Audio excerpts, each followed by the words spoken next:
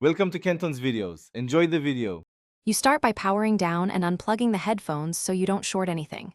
Remove the ear pad by gently pulling around the seam. It clicks off.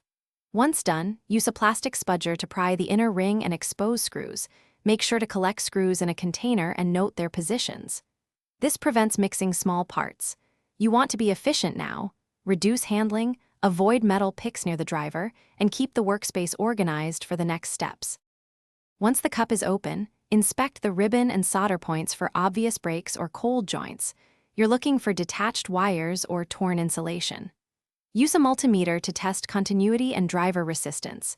Expect roughly between 8 and 50 ohms depending on model. If a wire is loose, reflow solder with a fine tip and flux. If the driver or cable is damaged, swap with a known good part. Make sure to route wires exactly as original so they don't pinch when reassembled. Reassemble by reversing steps. Position wires, replace internal ring and tighten screws. Don't over-tighten, you can strip plastic.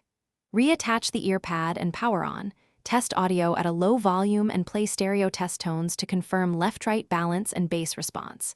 If the problem persists, swap drivers between sides to determine whether the issue is the driver or the wiring.